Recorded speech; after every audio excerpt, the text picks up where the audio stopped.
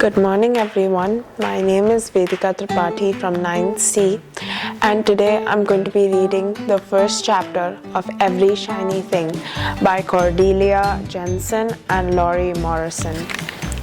The first chapter is from Lauren's perspective and it's called The Hardest Goodbye. There's nothing harder than saying goodbye to Ryan. It was hard enough back in August when Mom and Dad took him to his new boarding school. Back then I knew I'd miss him, and I was afraid that this fancy therapeutic boarding school, way far away in the middle of nowhere, North Carolina, wasn't the right place for him, even though Rai said he wanted to go. And Mom and Dad kept gushing about what a wonderful opportunity it was. And his old occupation therapist, Jenna, said you won't find a better school for a teen on the autism spectrum. But saying goodbye today, at the end of family weekend, this was worse. Way worse. Because now that I've seen the place for myself and seen how Ryan is there, I'm not afraid that it isn't right. I know that it's not. It was awful. Really, it was. Not the kind of awful that would be obvious right away if you weren't paying close attention. It's actually sort of beautiful, with purple grey mountains in the distance and a long winding driveway and super green hills. The buildings are all new, with big windows, soft lights, and there are pretty good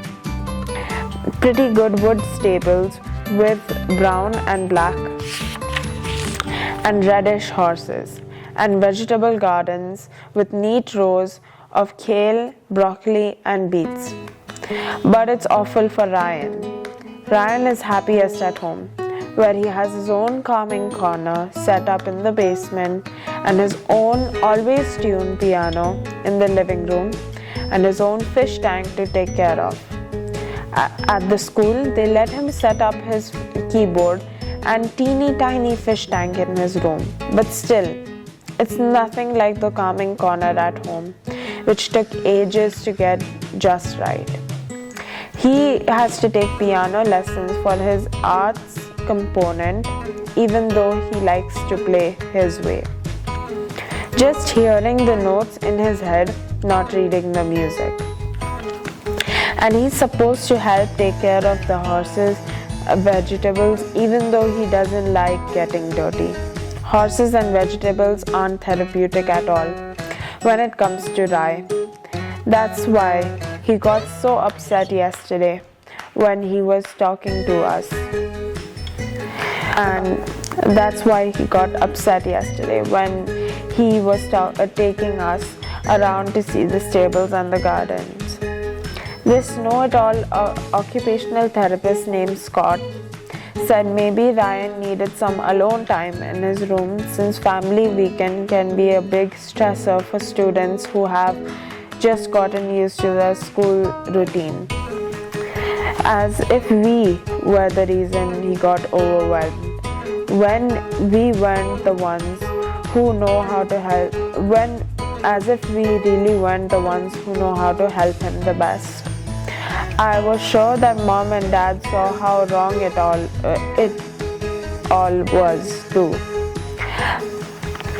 I was sure they were going to say something this morning when we all went back to Ryan's room after breakfast about how good that we had given it a try, but it wasn't working, so we should just take Ryan home.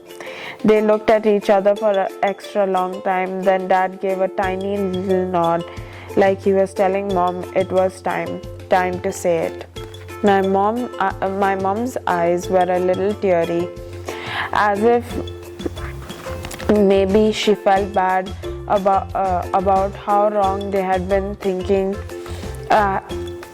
About how wrong they had been to think Piedmont was a good idea in the first place. But then she reached into her giant bag and pulled out 2 wrapped rectangular presents, one big one and one little one, and handed them to Ryan. "What are these for?" Ryan asked. Dad and I wanted you to have something special, she said. She gave Ryan a wobbly smile.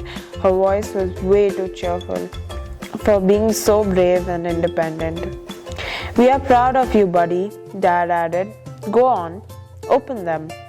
So Ryan tore the paper off the big one and let out a happy yell when he saw what it was, a MacBook Air. Then he opened the other one and yelled out again, the newest iPhone.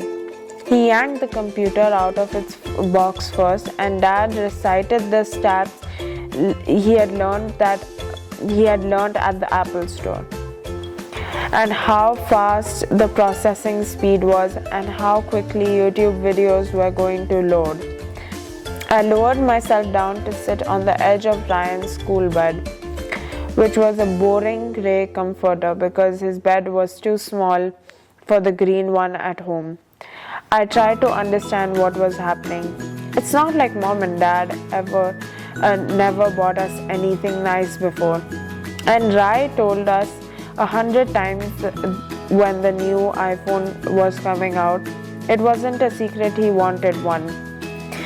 But they had gotten him a phone and a laptop when it wasn't even a holiday. And once he opened up his presents, we didn't talk about the smelly horses and the muddy vegetable gardens, or how Scott, the OT, is nowhere near as nice as Jenna. Rai's OT at home.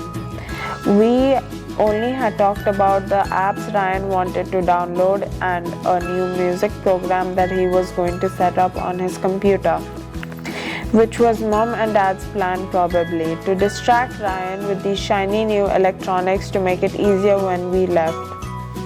When it was time for us to go, Ryan walked us to our rental car. Dad said goodbye first.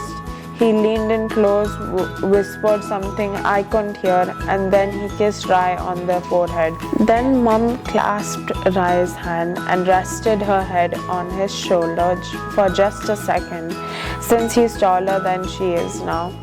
I love you so much, she told him. We'll miss you so much, honey.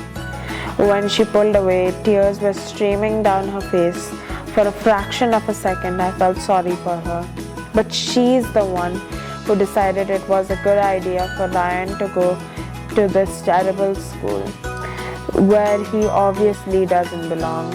She and Dad both did. Then Rai pressed his palm to mine, the way we always do instead of hugging.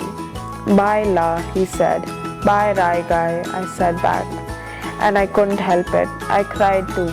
It was too much knowing that he was about to go back into those new buildings with all of those people who think they understand him so much better than we do just because they are autism experts. But we are Ryan's experts. I'm okay, Lala, Ryan told me. I'm happy. But I don't believe he's really happy. I mean, happy for a minute because of Mom and Dad's gifts, maybe. But happy for real happy, there's just no way.